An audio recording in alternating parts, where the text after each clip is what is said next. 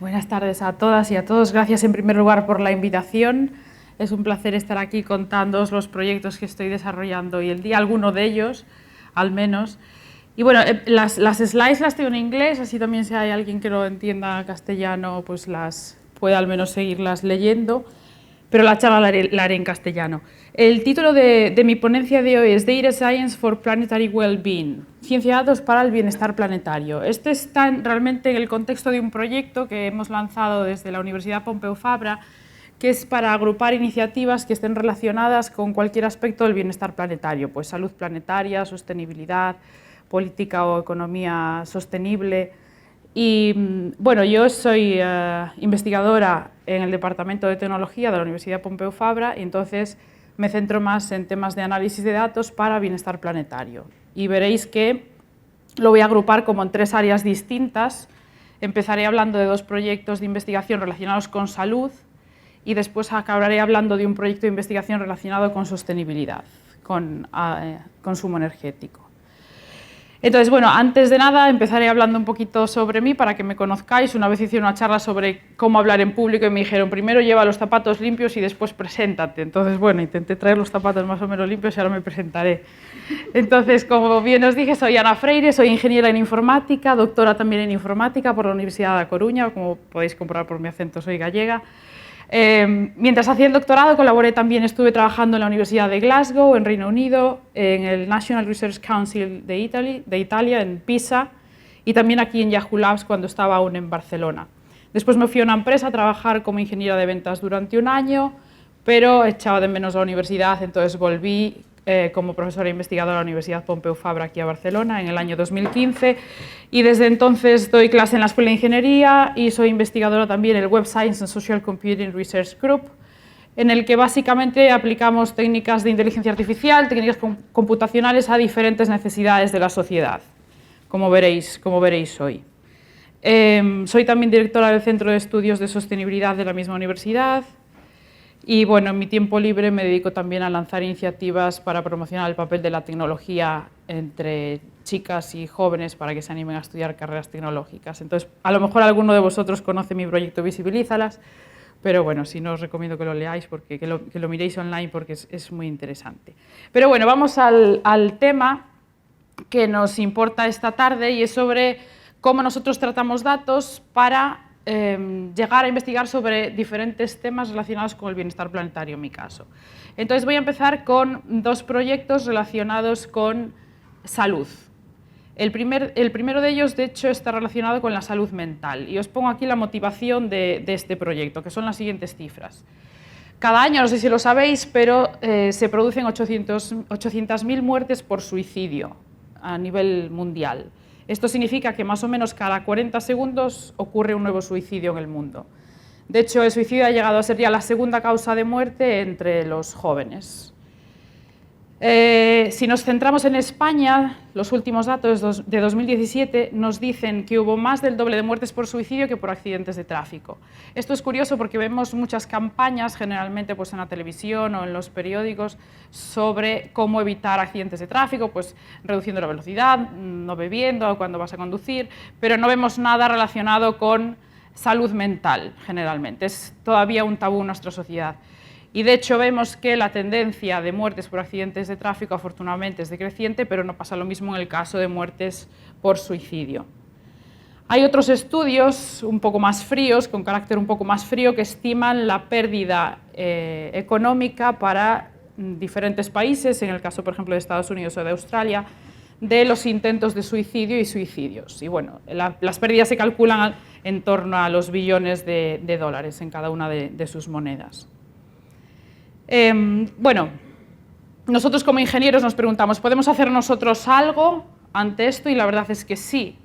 Hay gente que detrás de una enfermedad mental, como puede ser el suicidio, la depresión o trastornos alimenticios como la anorexia o la bulimia, detrás de ese entorno cerrado que muchas veces tienen, se escuda en las redes sociales. Entonces, muchas veces en redes sociales te encuentras con posts escritos de personas que hacen referencia a su estado mental, a cómo se sienten, que se sienten solos, que se sienten aislados de la sociedad, que están pasando por una depresión, lo que sea. De hecho, estos son dos ejemplos de dos posts que colgaron dos usuarios de Twitter antes de cometer suicidio.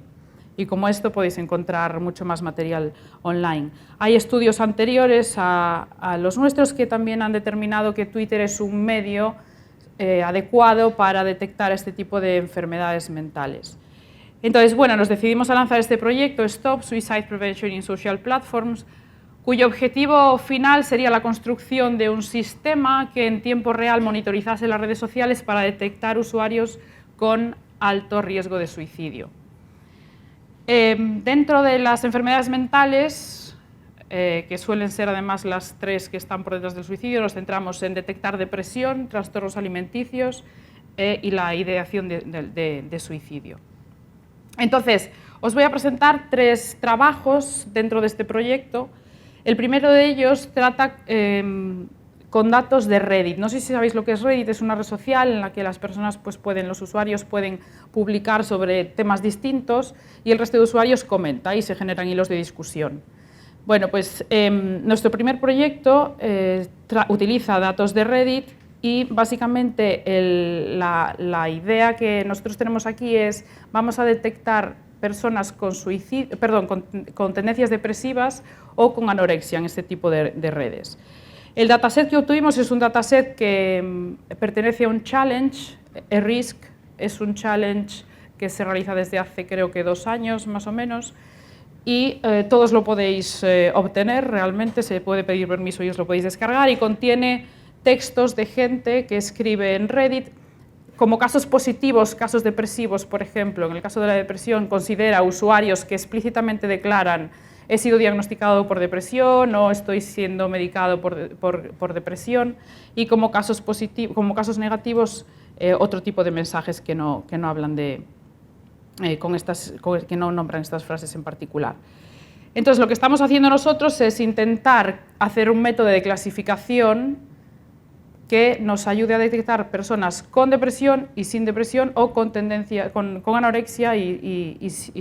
o no anorexia.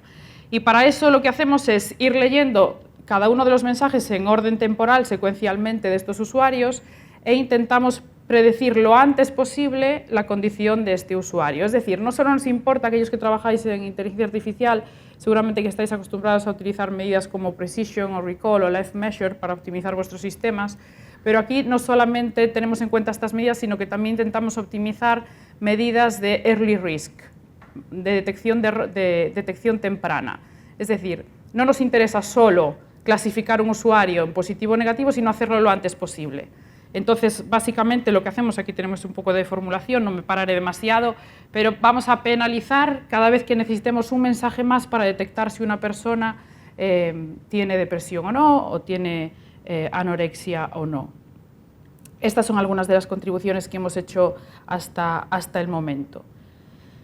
Otro proyecto en el que estamos, que es un poco más actual, que estamos haciendo, es un sistema recomendador para gente con anorexia en Twitter, utilizando datos de Twitter. Esto realmente se basa en la idea de que muchas veces a gente con anorexia les sirve de inspiración gente que ya se ha recuperado de anorexia, ¿no? Personas que ya están sanas. Entonces, para eso dividimos esta tarea en dos problemas. La primera de ellas sería detectar usuarios con anorexia en Twitter y después detectar usuarios que ya se hayan recuperado, basándonos en las palabras que usan, las frases determinadas. Siempre en todos estos proyectos trabajamos con psicólogos que son los que nos asesoran en qué palabras buscar, qué son las features que tenemos que encontrar aquí. Una vez que hayamos detectado esos usuarios con anorexia, les recomendaremos usuarios que ya se han recuperado, pero no solamente basándose en que es un usuario que se ha recuperado de anorexia, sino también basándonos en intereses comunes, para que la recomendación no sea tan intrusiva. Bien, finalmente, otra parte dentro de este proyecto es una tarea que es detectar usuarios con tendencias suicidas, con ideas suicidas, tanto en Twitter como en Reddit. Este trabajo también lo hacemos en colaboración con psicólogos del Parc Taulí de Sabadell y con investigadores de la Universidad de la Svizzera italiana. Aquí básicamente lo que hacemos es hicimos un crawler descargándonos palabras, una lista de palabras o de, bueno, definimos primero una lista de palabras o de frases identificadas por psicólogos como frases generalmente usadas por gente con tendencias suicidas, hacemos un filtrado en Twitter de estas frases y después hacemos un etiquetado manual por parte de los psicólogos que nos dicen cada tweet qué nivel de riesgo tiene en tendencias suicidas. Y entonces nosotros lo que estamos haciendo ahora es intentar extraer todas las características posibles de estos tweets. Sabéis que un tweet no solamente es el texto que nosotros vemos, si realmente te lo descargas como desarrollador, pues te aparece mucha más información. Entonces explotamos información como la frecuencia de tuiteo, por ejemplo, el número de conexiones que tiene, el número de favoritos o de retweets que tienen sus likes, para saber, sus posts, para saber, por ejemplo, si es una persona con refuerzo social o sin refuerzo social. El tema de la hora a la que tuitea es algo importante también, porque se considera que las personas que, por ejemplo, por detrás tienen una depresión, puede ser que no tengan un patrón de sueño tan regular como una persona sana, entonces es posible que su actividad en redes sociales también muestre este tipo de comportamientos. Estas son las contribuciones que hemos obtenido hasta el momento, como veis siempre en colaboración con otros centros de investigación. Este es un proyecto que realmente me gusta, aunque después de 1 hora y media trabajando en esto y viendo tweets de este tipo tienes que parar un poco porque realmente te bloquea, ¿no? Bien, ahora vamos con un proyecto distinto que es sobre enfermedades neurológicas. Hasta ahora los datos que hemos visto eran de redes sociales, Reddit o Twitter, y generalmente son datos públicos. Nosotros no los publicamos porque consideramos que puede tener algún tipo de repercusión ética en la persona, ¿no? El hecho de clasificar a un usuario como depresivo, ¿no? Pero en general son datos que todo el mundo se puede descargar y que después habría que tratar con ellos el etiquetado y la extracción de features y todos estos procesos. Ahora os voy a enseñar un ejemplo de un proyecto sobre enfermedades neurológicas en colaboración con el Hospital Clínic de aquí de Barcelona. En contraposición con la anterior, este dataset es privado, está completamente anonimizado por razones obvias. Este trabajo se encuadra dentro de este proyecto, que es para predecir cuáles son los test clínicos más determinantes para detectar la esclerosis múltiple.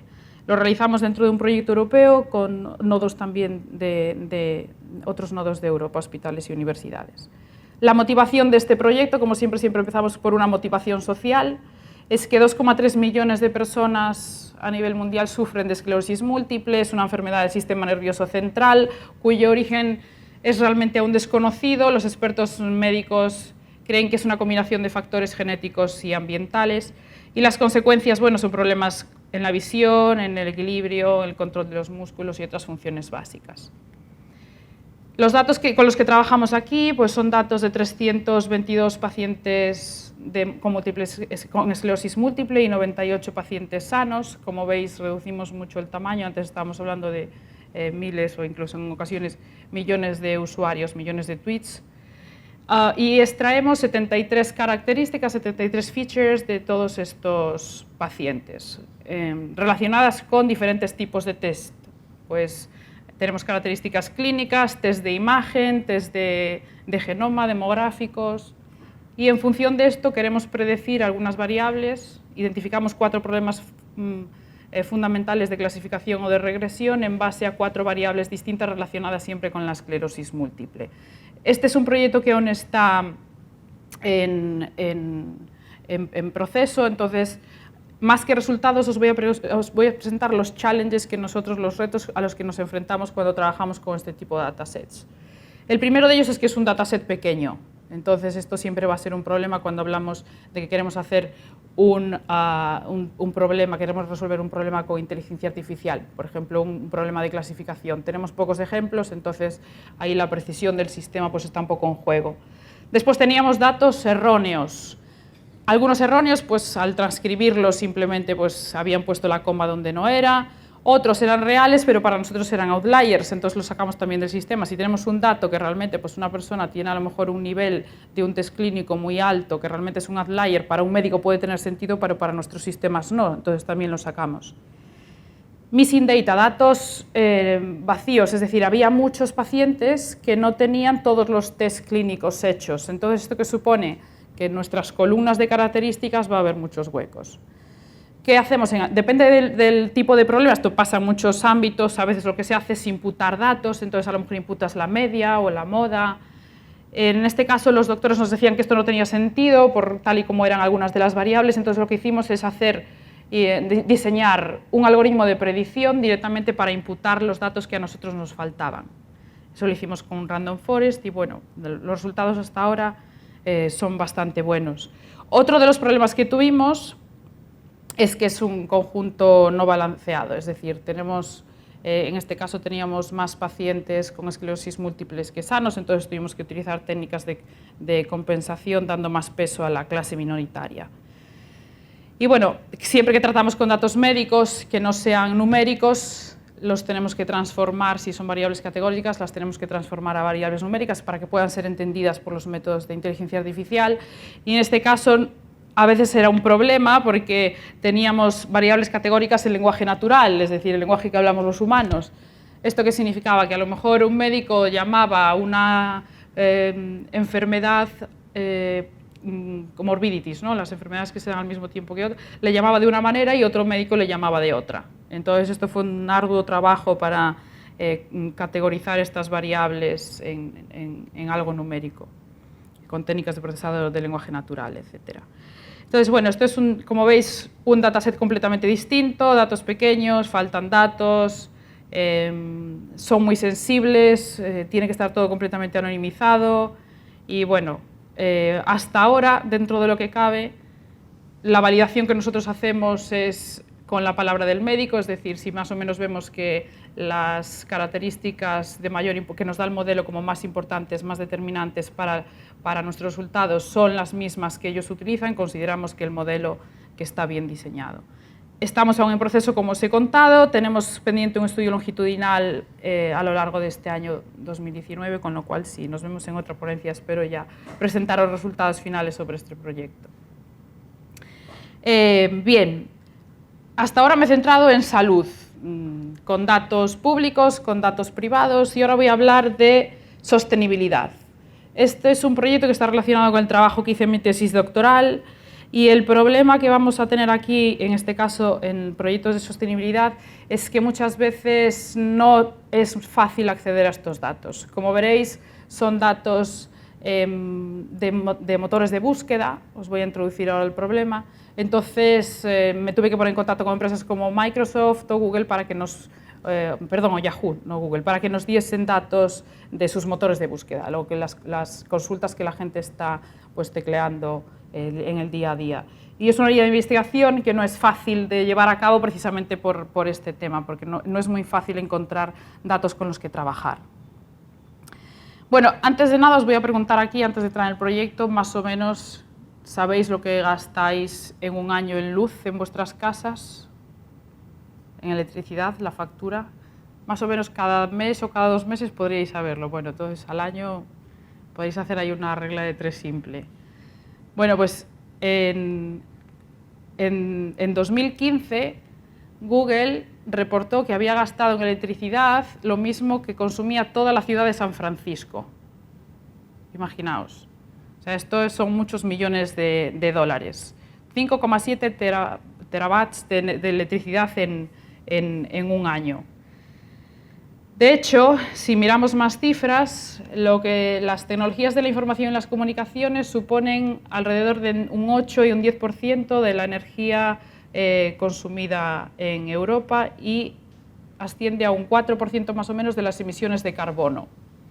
Bueno, aquí, claro, influyen muchos centros de datos, pues imaginaos en Google pues todas las aplicaciones que tiene, no solo el buscador, sino Gmail, el Drive, es decir, todos los centros de datos que almacenan todo este tipo de servicios, pues serían un poco responsables de esto.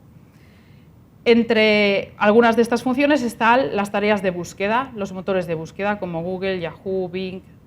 Entonces nosotros nos centramos en eso. Y para iniciar en el problema, para contaros un poco más sobre el problema, os voy a dar una idea de cómo ha cambiado Google a lo largo de los años, una idea de la escala en la que trabaja Google, ¿no? Entonces, bueno, aquí veis que en 1999 trabajaba con 70 millones de documentos, nosotros los llamamos documentos, son páginas web, ¿no? Las que almacena para ser devueltas a un usuario. En 2018, 130 trillones ya. En cuanto a queries, las consultas que los usuarios introducen en el buscador, en el 99 alrededor de 100.000 y el 2018, ahora será incluso más, 3,5 billones. Pero sin embargo nos sorprende la línea de abajo, ¿no? La línea de abajo significa el tiempo que tarda este buscador en responder nuestras consultas como usuarios. En el 99 estaba más o menos alrededor de 1 segundo, desde que tecleabas hasta que te devolvían los resultados, pasaba más o menos 1 segundo, y en el 2018, es decir, después de aumentar los documentos, las páginas web en las que hay que buscar, las consultas de usuario y todo, simplemente se ha reducido ese tiempo a 0,5 segundos, a 500 milisegundos. Entonces decimos, bueno, algo tiene que pasar aquí, ¿no? ¿Cómo se explica que ante este cambio tan grande, este crecimiento tan grande en la dimensión de un motor de búsqueda, solo se haya reducido el tiempo que incluso se haya reducido el tiempo de búsqueda en 500 milisegundos, ¿no? Debería de ser casi al revés. Bueno, pues la explicación realmente la vamos a ver en el hardware. Este es el primer servidor de Google en el año 98, casi todos nosotros podríamos tener el servidor de Google en nuestra casa, ocupa como una nevera. Bueno, pues esto es ahora. Esto es un centro de datos en Iowa, en Estados Unidos, y como veis es una habitación enorme con un montón de máquinas conectadas entre ellas. No todas ellas serán para búsqueda, obviamente, pero bueno, parte de ellas sí, porque además es una de las tareas más utilizadas en Internet, el tema de la búsqueda web. Entonces nos podemos preguntar, ¿pero qué le pasa a Google? ¿Por qué necesita esta gran infraestructura solo para contestar a unas cuantas consultas? Entonces os voy a explicar un poquito cómo funciona lo que es un motor de búsqueda para que veáis. Todo empieza en las páginas, ¿no? Nosotros si tenemos, yo siempre pongo la analogía a mis alumnos de una tienda de fruta. Si te quieres montar una tienda de fruta, primero tendrás que tener las cajas de fruta para vender. Bueno, pues aquí es lo mismo. Si quiero montar mi motor de búsqueda, primero tengo que tener las páginas que yo voy a devolver a los usuarios. Entonces, para eso lo que se crean son unos sistemas que se llaman crawlers que recopilan páginas web, van siguiendo enlaces entre páginas y recopilan las páginas web y las almacenan en unos índices.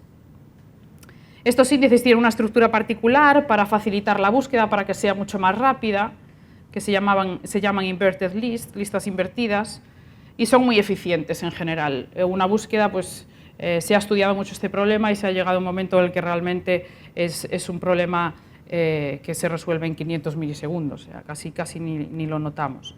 Una vez que tenemos esta infraestructura indexada, pues ya viene la parte del usuario. El usuario tiene una necesidad de información, por ejemplo, qué tiempo hace en Barcelona mañana, y teclea una consulta en el cuadradito blanco, en la caja blanca, y esto es recibido por un servidor que se llama broker. El broker es un servidor que básicamente va a lanzar esa consulta a los servidores que contienen los índices, que contienen estas páginas que yo le voy a devolver al usuario.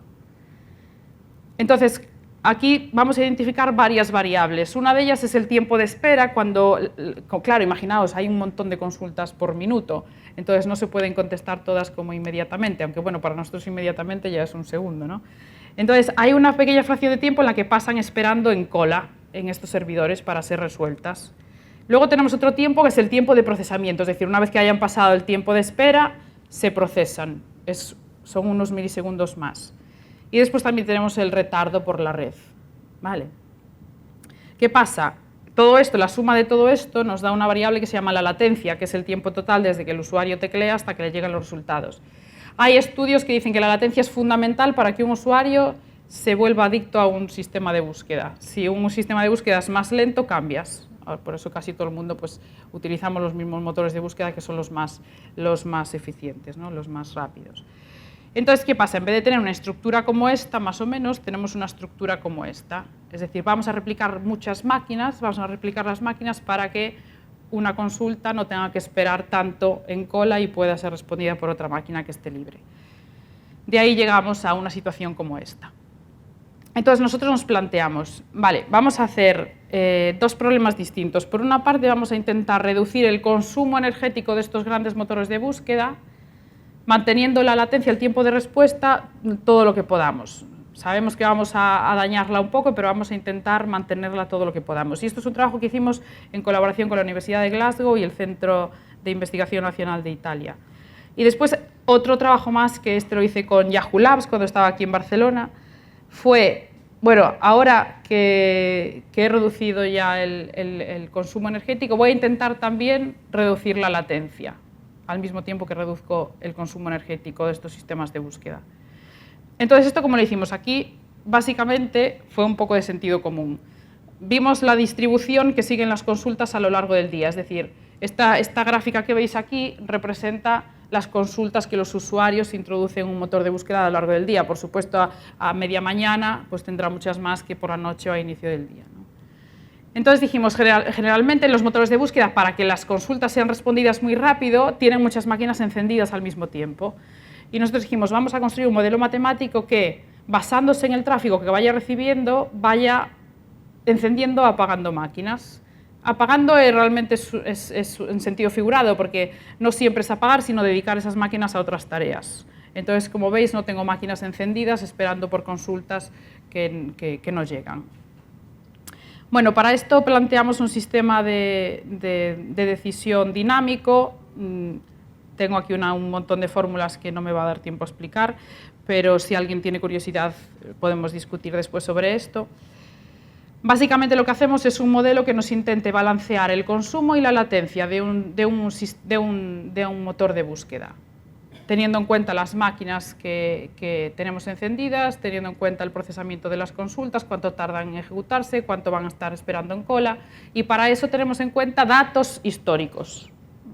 Vale, vamos a tener en cuenta pues, la misma hora del día anterior o la misma hora del mismo día de la semana anterior. Al mismo tiempo introducimos también una predicción basada en los datos reales, en tiempo real, por si nos llega algún pico de datos. Lo importante, ¿qué conseguimos? Bueno, probamos con un dataset de Microsoft, de queries de Microsoft, de 1 millón de consultas y 50 millones de documentos de páginas web, y conseguimos, en el mejor de los casos, ahorrar un 68% de energía con respecto a un centro de datos que tenga las máquinas encendidas durante todo el día, simplemente dañando la latencia en 8 milisegundos. Con un sistema un poco, comparando nuestro sistema con una baseline un poco más justa, conseguimos ahorrar un 26% de energía, que a estos niveles es igualmente bastante, y simplemente dañando la latencia en 1 milisegundo. Bueno, deciros que estas datasets no son públicos, tuvimos que pagar por ellos, entonces también es uno de los problemas cuando uno quiere hacer investigación de este tipo. Y ya el último proyecto que os voy a presentar es uno que hice en colaboración con Yahoo, y aquí nos basamos en un trabajo anterior. Este trabajo afirmaba que muchas veces los usuarios, cuando una consulta está tardando en ser respondida, nunca llegan a clicar en ninguno de los resultados. Abren una pestaña nueva, buscan otra cosa o cambian otro buscador o lo que sea, ¿sí? Sobre todo cuando tarda más de un segundo y medio, más o menos. Entonces dijimos, vale, vamos a hacer un problema de clasificación que, basándonos en características del usuario de la consulta, vamos a intentar predecir si un usuario va a clicar o no en los resultados que nosotros estamos computando en el momento. Basándonos en eso, lo que queríamos hacer era, si el usuario va a clicar, nosotros predecimos que el usuario va a clicar en los resultados, entonces seguimos computando la consulta, la query. Si nosotros predecimos que el usuario no va a clicar en los resultados, entonces paramos la consulta y le mostramos al usuario pues, resultados parciales o resultados de caché. Entonces así nos evitamos seguir procesando consultas que a lo mejor el usuario pues, no va a clicar. El dataset en este caso era un dataset a gran escala de un log de consultas de Yahoo. Eran 30 millones de consultas y extrajimos todas estas características que veis aquí. Algunas son relacionadas con el usuario, como el género y la edad, otras la hora del día, el tipo de query que es. Veis que tenemos diferentes características extraídas. Una vez que obtuvimos este método de clasificación con una F-measure de un 71% de precisión, lo que hicimos fue aplicar la técnica, una simulación que cada 250 milisegundos comprobaba, predecía si el usuario iba a clicar o no en la consulta que se estaba ejecutando. Si el resultado era que el usuario iba a clicar, se esperaba otros 250 milisegundos y se volvía a predecir a los 250 milisegundos. Podría pasar que la query acabase antes, en ese caso pues ya de ser procesada, en ese caso pues ya se mostraba al usuario. Si en algún momento se predice que el usuario no va a clicar, pues lo que os comentaba, se muestra simplemente pues, resultados parciales o resultados de caché. El ahorro que obtuvimos estuvo en torno a un 30% de ahorro energético en este caso. Y esta fue la publicación la publicación obtenida con este trabajo. Como os comenté, estos datos eran privados, de Yahoo. Tuve que estar yo allí haciendo una internship con ellos para poder utilizar este tipo de datos.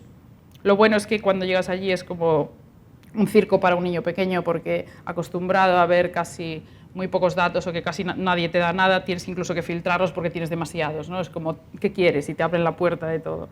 Pero claro, primero tienes que llegar allí y que te acepten trabajar con ellos, ¿no?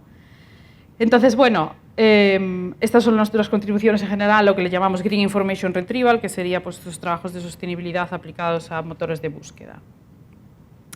En general, lo que os quise mostrar durante esta charla fue proyectos distintos que nosotros estamos haciendo y que combinan las 4 partes de la pirámide de los datos, información, conocimiento y sabiduría, ¿no? Teniendo datos de diferentes fuentes, como veis, algunos públicos, otros privados, de hospitales, de empresas, de redes sociales, conseguimos extraer conocimiento para, en algún momento, aplicar la sabiduría sobre estos datos. Datos muy heterogéneos, datos distintos y con diferentes propósitos, pero todos ellos orientados al bienestar planetario. Entonces, creo que estoy en tiempo más o menos, ¿no? Por ahí. Os doy las gracias por vuestra atención y si tenéis alguna consulta, pues me preguntáis ahora, si no en el coffee break estaré también disponible. Gracias.